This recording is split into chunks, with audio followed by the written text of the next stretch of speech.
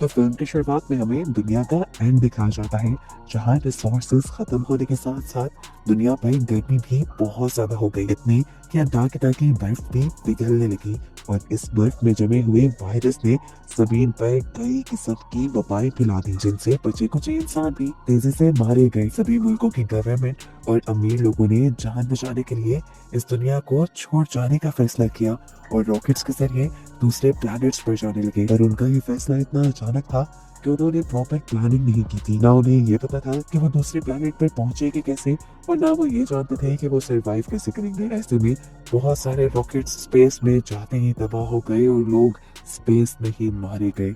अब दुनिया में जितने बच्चे कुछ इंसान रह गए थे, वो भूख और प्यास से मारे गए और कुछ आपस में लड़कर मारे गए। अब दुनिया पर हमें अकेली बची हुई इंसान ईवा को दिखाया गया, जो पहाड़ों के ऊपर बनी मिलिट्री बेस में एक रोबोट के साथ रहती थी। ये मिलिट्री बेस उसके डैड ने बनाई थी और ये रोबोट भी उसके डैड का ही था। ये रोबोट ईवा के घर के बाहर सिक्योरिटी करता था, ताकि कोई ईवा को नुकसान ना पहुंचाए और ना कोई ईवा की चीजें चुरा कर ले जाए। आज भी जब ईवा कुछ जरूरी सामान के लिए नीचे जाने लगती है, तो रोबोट उसको जाने से पहले कुछ इंस्ट्रक्शंस देता है कि नीचे का पानी नहीं पीना और अपनी एक्स्ट्रा ऑक्सीजन सप्लाई लेकर जानी है। नीचे जाने पर हमें तबाह हुई दुनिया दिखाई जाती है। इसी तबाह हुई दुनिया में ईवा एक सुपर स्टोर ढूंढकर वहाँ चली जाती है, अपनी जरूरत का सामान लेती है और वहीं पर उसे लेवेंडर सीड्स मिल जाती है। वो जानती थी कि आज के दौर में इन्हें उगाना बहुत मुश्किल है, लेकिन उम्मीद उसने हारी नहीं थी। वो इन सीड्स को भी उठाकर यहाँ से बाहर निकल आई। आज भी उसे उम्मीद थी कि कोई सर्वाइवर उसे अपने जैसा मिल ही जाएगा, लेकिन बहुत ढूंढने पर उसे कोई नहीं मिला।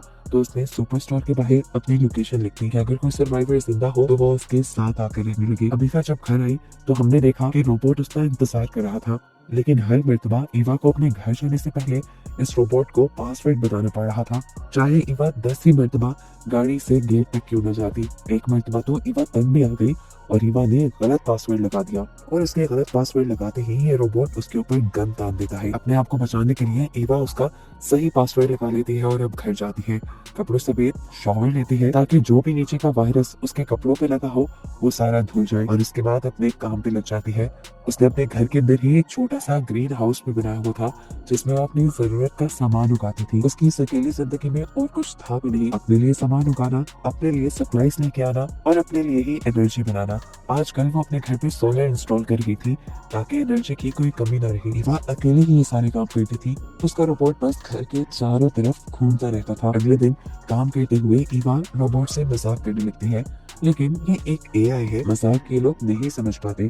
खैर, अब ईवा उसे शादी के लिए प्रपोज कर देती है और रोबोट यहाँ पर उसे शादी की डेफिनेशन बताता है और कहता है कि एक रोबोट और एक इंसान की शादी नहीं हो सकती। ईवा उससे कहती है कि मेरा क्या होगा, इस दुनिया में तुम्हारे अलावा और है ही कौन। यहाँ उसके और रोबोट के दरमियान होने वाली बातों से हमें पता चलता है कि उसके डैड ये बेस बनाने के बाद अपने बटालियन के पास गए थे और ईवा को ये कह के गए थे कि वो कुछ दिन में वापस आ जाएंगे, लेकिन सालों गुजर गए, वो यहाँ नहीं आए। रोबोट भी ईवा की थोड़ी थोड़ी बात समझने लगा और अब रोबोट ने उससे कहा, मैं सिर्फ 40 साल तक काम कर सकता हूँ, अगर मुझे कुछ हो गया फिर तुम्हारा क्या बनेगा। ईवा मजाक में उसे कहती है, तो कोई बात नहीं, मैं एक दूसरा रोबोट ढूंढ लूंगी। खैर, अब ईवा उससे रोबोट के रूल्स पूछती है। रोबोट बताता है कि हम किसी इंसान को नुकसान नहीं पहुंचा सकते। दूसरा रूल ये था कि उन्होंने इंसानों को दिए हुए हर ऑर्डर को फॉलो करना था, और तीसरा रूल ये था कि वो अपने आप को जिंदा रखेगा, लेकिन इसमें शर्त ये थी कि उसके जरिए इंसानों को नुकसान न पहुंच रहा हो और वो इंसानों को ऑर्डर न मान रहा हो।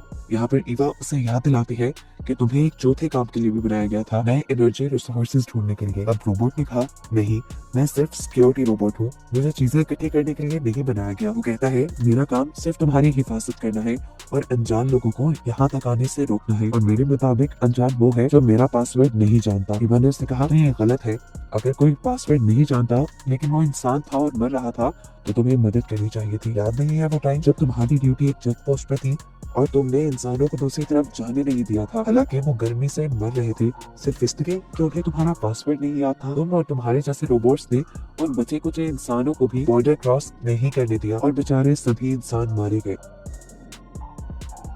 वो रोबोट को बताती है कि तुम लोगों की वजह से यहाँ पर सबसे ज्यादा लोग मारे गए थे, लेकिन फिर तुम सबको रीप्रोग्राम कर दिया गया। अगर मेरे पास में होता मैं सारी चीजें दोबारा से रीप्रोग्राम करती और तुम्हें सब याद दिलाती कि तुम कितनी बड़ी गलतियां कर जाते हो। यहाँ तक कि अब भी ईवा को इस रोबोट के साथ रहने में कंफर्टेबल फील नहीं होता था। उसे इस रोबोट से ही डर लगा रहता था, लेकिन वो इस रोबोट को बंद भी नहीं कर सकती थी क्योंकि ये सारे काम उसके डैड को आते थे। क्रिसमस आने वाला था। अब ईवा ने अपने रोबोट से पूछा, तुम्हें क्रिसमस के लिए कोई गिफ्ट चाहिए?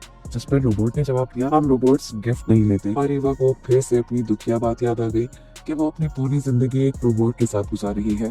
तंग आकर उसने रोबोट से कहा, कम से कम इंसान बनने का नाटक तो कर सकते हो तुम। बहुत सोचने के बाद शाम में रोबोट उसके पास आया और उसने ईवा से कहा, क्या अगर तुम मुझे गिफ्ट देना चाहती हो तो तुम एक आंख यानी एक आई मुझे गिफ्ट करो जिससे मैं सब देख पाऊँ। ईवा ने हैरानी से उसकी तरफ देखा और कहा, हाँ सोचा जा सकता है इस बारे में। अगली सुबह हम देखते हैं कि ईवा एक आर्टिफिशियल ट्री लेने के लिए दोबारा नीचे की तरफ जाने वाली थी क्योंकि असली ट्रीज अब इस दुनिया में नहीं थे और उसे क्रिसमस के लिए ट्री डेकोरेट करना था। जाने से पहले आर्थर ने उसे वही इंस्ट्रक्शन दी कि ऑक्सीजन टैंक एक्स्ट्रा लेकर जाना है और नीचे का पानी नहीं पीना है। ईवा अपना सामान लेकर जब वापस आई तो उसे अब घर के अंदर जाना था। रोबोट ने उससे रोज की तरह पासवर्ड मांगा। ईवा ने उसे बता भी दिया, लेकिन रोबोट ने उसके ऊपर गन तान दी क्योंकि इस मर्तबा ईवा ने गलत पासवर्ड बताया था। असल में इस रोबोट का पासवर्ड हर 3 महीने बाद रिन्यू हो जाता था और नया पासवर्ड ईवा के डैड के जर्नल में था। ये सारे पासवर्ड असल में ईवा के डैड ने ही सेट किए थे और सभी को सेट करके डायरी में लिख दिया था। डायरी अब घर के अंदर थी। वो अंदर जाती तो सही पासवर्ड देख पाती, लेकिन ये रोबोट उसे अंदर जाने नहीं देता। ईवा यहाँ पर रोबोट की मिन्नतें करने लग जाती है, लेकिन रोबोट के अंदर कोई फीलिंग नहीं थी। ईवा को प्यास भी बहुत लगी थी। उसे जितने पासवर्ड याद थे उसने सारे रोबोट के सामने बोल दिए, लेकिन सारे पासवर्ड गलत थे। ईवा अब रोबोट को समझाने की कोशिश करती है, देखो रोबोट, इस दुनिया में सिर्फ मैं ही अकेली इंसान बची हूँ और तुम्हें मेरी ही हिफाजत के लिए यहाँ लाया गया है। तो मुझे 1 मिनट के लिए अंदर जाने दो, मैं जर्नल लेकर तुम्हें तुम्हारा पासवर्ड बता देती हूँ। लेकिन रोबोट उसकी एक नहीं सुनने को तैयार था। रोबोट ने इस मर्तबा भी उसकी बात नहीं मानी तो ईवा जाकर दूर बैठ गई। उसने सोचा कि कुछ देर बाद जब रोबोट का ध्यान भटकेगा तो वो उसे चकमा देकर घर के अंदर चली जाएगी। और जैसे ही वो ऐसा करने लगी तो साइड से रोबोट ने उसके ऊपर गन तान दी। यानी ऐसा करना भी उसके लिए जानलेवा साबित हो सकता था। अब वो अपने घर के अंदर जाने के लिए ही तरस रही थी। कुछ देर बाद ईवा नए आइडिया के साथ रोबोट के पास आती है और वो उससे कहती है, मुझे अंदर जाने दो, मुझे एक कुल्हाड़ी चाहिए, मुझे पेड़ काटनी है। रोबोट ने बताया, इस दुनिया में अब कोई जिंदा पेड़ नहीं है तो तुम्हें कुल्हाड़ी चाहिए किस लिए? यानी इस रोबोट को सब याद था, ईवा भी याद थी, लेकिन ये रोबोट भी अपने प्रोग्राम की वजह से मजबूर था। जो उसे पासवर्ड नहीं बताता था वो उसके लिए अनजान था और उसे वो अंदर जाने नहीं दे सकता था। रोबोट को ईवा याद भी थी, लेकिन जब तक ईवा उसे पासवर्ड न बताती वो उसे अंदर जाने नहीं दे सकता था। दोबारा ईवा किसी इंसान की तरह उसके सामने गिड़गिड़ाने लग जाती है। उसकी मिन्नतें कहती है कि तुम मुझे 1 मिनट के लिए अंदर जाने दो, मैं जर्नल देखकर तुम्हें तुम्हारा पासवर्ड बता दूंगी। लेकिन अभी भी रोबोट उसकी बात मानने को तैयार नहीं था। ईवा उससे कहती है, अच्छा ठीक है, तो मुझे सिर्फ 1 मिनट के लिए अंदर जाने दो, मेरे पीछे पीछे आ जाना। अगर मैंने तुम्हें सही पासवर्ड ना बताया तो बेशक तुम मुझे मार देना। जिस पर रोबोट ने उसे कहा, हमारा काम इंसानों की हिफाजत करना है, ना कि उन्हें मारना। वो बताता है कि मैं सिर्फ उसी इंसान को मार सकता हूँ जो मेरे लिए अनजान है, और मेरे लिए अनजान हर वो शख्स है जिसको पासवर्ड नहीं आता मेरा। रोबोट की इन हरकतों से परेशान होकर ईवा ने अब उसके सामने ट्राई करना भी छोड़ दिया और रात भी उसने अपने कैंप के बाहर ही गुजारी। उसने सोचा था कि रात में किसी तरह वो अपने कैंप के अंदर चली जाएगी, लेकिन आर्थर नामी रोबोट उसके दरवाजे के आगे से हट ही नहीं रहा था। अगली सुबह अब ईवा का प्यास और भूख से बुरा हाल था। उसे किसी तरह अंदर जाना था। उसने एक नया आइडिया लड़ाया, अपने कपड़े उल्टे पहने और अपना मुंह ढक कर वो रोबोट के पास गई और उसने रोबोट से कहा कि मैं एक रिफ्यूजी हूँ और मुझे तुम्हारी मदद चाहिए। उसने रोबोट को बताया कि रोबोट के लॉज के मुताबिक रोबोट को उसकी मदद करनी चाहिए क्योंकि वो एक रिफ्यूजी है और कोई भी रिफ्यूजी दूसरी जगह आकर बहुत ही आराम से पनाह ले सकता है अगर उसे अपने मुल्क में कोई खतरा हो। रोबोट उससे पूछता है, तुम किस तरह के रिफ्यूजी हो, डिजास्टर रिफ्यूजी या पॉलिटिकल रिफ्यूजी? ईवा ये बात तो जानती थी कि डिजास्टर रिफ्यूजीज को दूसरे मुल्कों में आना नहीं पड़ता, इसीलिए उसने कहा कि मैं पॉलिटिकल रिफ्यूजी हूँ। यानी ईवा का कहने का मतलब था वो ऐसे मुल्क से आई थी जहाँ पर जंग चल रही थी। रोबोट यहाँ उससे कहता है, मैं तुम्हारी बात मान लूंगा, लेकिन तुम पीछे से घूम कर आओ। असल में वो उसे पूरी तरह स्कैन करना चाहता था। ईवा उसकी बात मानते हुए पीछे गई और जब वापस आई तो उसने अपना हुलिया दोबारा ईवा जैसा बना लिया और यही तो उसने गलती की थी। रोबोट ने जब उसका हुलिया स्कैन किया तो वो उसे एक रिफ्यूजी नहीं लगी और रोबोट ने उसे दोबारा पनाह देने से मना कर दिया। तीसरी मर्तबा ईवा जब अपने असली हुलिया में रोबोट के सामने आई तो रोबोट ने ईवा को देखते ही उसे कहा कि अभी कुछ देर पहले यहाँ पर एक अनजान शख्स और एक रेफ्यूजी आया था, लेकिन मैंने उसे भगा दिया। ईवा को लगा कि शायद अब रोबोट को कुछ नई बात याद आ रही है। वो रोबोट से कहती है, प्लीज तुम मुझे अंदर जाने दो। लेकिन रोबोट इस मर्तबा भी उससे पासवर्ड मांग लेता है। थक हार कर ईवा यहाँ से जाने लगती है और जाने से पहले वो रोबोट से कहती है कि अगले मर्तबा कोई रेफ्यूजी यहाँ आए तो उसे पानी जरूर दे देना। अब पानी ईवा को पीना था। वो दोबारा एक रेफ्यूजी का हुलिया बनाकर रोबोट के सामने आई और उसने रोबोट से कहा कि मुझे पानी चाहिए। लेकिन पानी देने से पहले रोबोट अब उसके साथ इन्वेस्टिगेशन करने लगा। वो उससे उसके डॉक्यूमेंट्स मांगता है। ईवा उस पर गुस्सा होने लग जाती है कि मैं एक रिफ्यूजी हूँ, जंग के माहौल से भाग कर आई हूँ, ऐसे में मेरे पास कहाँ होंगे डॉक्यूमेंट्स। ये सुनकर अब रोबोट उसे कहता है कि तुम्हें एक एक्सप्लेनेशन तो जरूर देनी होगी कि तुम हमारे मुल्क में रहना क्यों चाहती हो।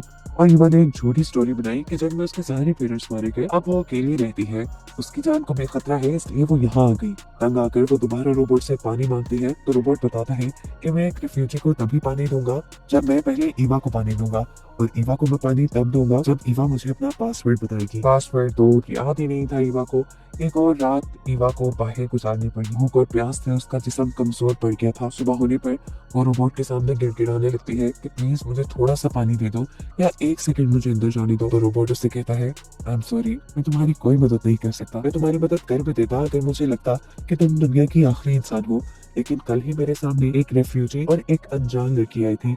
ऐसे में उन दोनों के जिंदा होने की वजह से तुम्हारी कदर कम हो गई है। ईवा की बॉडी में बिल्कुल भी ताकत नहीं थी कि वो इस रोबोट के साथ कोई बहस करती। यहाँ पर रोबोट उस पर तरस खा के उसे बताता है कि करीब ही एक पावर प्लांट है, हो सकता है कि वहाँ पे कोई इंसान हो, क्योंकि उसके चलने का पता अक्सर रोबोट को चलता है। अगर वहाँ इंसान होते तो वहाँ पे पानी और खाने का भी कुछ होता। ईवा बिना कुछ सोचे समझे उस जगह की तरफ बढ़ गई। उसके ऑक्सीजन सिलेंडर में ऑक्सीजन भी बहुत कम था, क्योंकि बाकी सारे ऑक्सीजन टैंक्स उसके घर के अंदर थे। लेकिन फिर भी वो उस पावर प्लांट के अंदर गई। ये पावर प्लांट बहुत गहरा था। ईवा को उतरते हुए भी बहुत टाइम लगा, लेकिन शुक्र के था कि अंदर जाने पर उसे कुछ पानी की बोतल्स मिल ही गई। ईवा ने अपने ऊपर से अपना ऑक्सीजन सिलेंडर उतारा और एक कुल्हाड़ी लेकर दरवाजा तोड़ के अंदर चली गई, जहाँ जाकर उसने देखा कि वहाँ मौजूद पानी की सारी बोतलें खाली थी। एक और बुरा काम जो ईवा के साथ हुआ इस प्लांट में आने पर, इस प्लांट में कुछ रेडिएशंस निकल रही थी जो ईवा की बॉडी को नुकसान पहुंचा सकती थी, और वो ईवा को अब लग भी चुकी थी। अपनी बची कुची सारी ताकत ईवा अपने कैंप में वापस आने पे लगा देती है और आखिरी मर्तबा अपनी जान बचाने की कोशिश के लिए वो उस रोबोट को ही मारने का सोचती है। अपनी गाड़ी को वो तेजी से रोबोट के ऊपर चढ़ा देती है, लेकिन पता चलता है कि ये रोबोट बहुत मजबूत लोहे से बना था। गाड़ी के टकराने की वजह से उल्टा गाड़ी ही जल गई, लेकिन रोबोट को कुछ नहीं हुआ। अगली सुबह देखने को मिलता है कि ईवा की हालत बहुत ज्यादा बुरी हो चुकी थी। उसके पास गिनी चुनी सांसें बची थी। मरने से पहले उसके पास जो लेमेंटे के सीड्स थे वो यहाँ जमीन में गाड़ देती है, इसी उम्मीद में कि शायद कभी ये उग जाए। उसको देखकर अब उसका रोबोट उसके पास आता है और रात में होने वाली हर चीज की रिपोर्ट देता है कि किसी अनजान ने उसके ऊपर हमला कर दिया था। ईवा उसकी बातों पे ज्यादा ध्यान नहीं दे पा रही थी। वो उससे पानी मांग रही थी, लेकिन रोबोट उससे कहता है, मुझ पर और यहाँ पर हमले होने लगे हैं, मैं अपने पोस्ट और अपनी ड्यूटी नहीं छोड़ सकता। ईवा को डिहाइड्रेशन की वजह से अब हेलुसिनेशंस भी हो रहे थे। उसे ऐसी चीजें नजर आ रही थी जो उसके साथ हो भी नहीं रही थी। वो अपने आप को अच्छे कपड़े पहने अच्छी दुनिया में एंजॉय करता हुआ दिखती है। अगली मर्तबा उसे हेलुसिनेशन होती है कि जैसे उसके डैड उसे पानी पिलाने के लिए आए हैं, लेकिन सामने वो देखती है कि यहाँ पर उसका रोबोट ही था जो उससे उसका पासवर्ड मांग रहा था। अबीवा के अंदर बोलने की जान भी नहीं थी। यहाँ पर रोबोट ने उसे बताया कि अगर तुम मर गई तो मेरा पासवर्ड ऑटोमेटिकली रीसेट हो जाएगा। ईवा उसकी बात पे ध्यान नहीं देती और उससे सिर्फ आखिरी ख्वाहिश कहती है कि तुम मेरे लेमेंडर के सीड्स को पानी दे देना। ये कहते ही वो मर गई और रोबोट ने अपना नया पासवर्ड लेमेंडर सेट कर लिया। इस रोबोट को आखिरी इंसान के मरने पे भी कोई दुख नहीं हुआ था, वो सिर्फ आर्टिफिशियल इंटेलिजेंस थी। मूवी का कंक्लूजन ये है कि आर्टिफिशियल इंटेलिजेंस इंसानों जैसी फीलिंग्स नहीं रख सकते और ऐसे एक दिन इंसानों के लिए जानलेवा भी साबित हो सकते हैं। और बस यही बताते हुए ये कहानी यहाँ खत्म हो जाती है।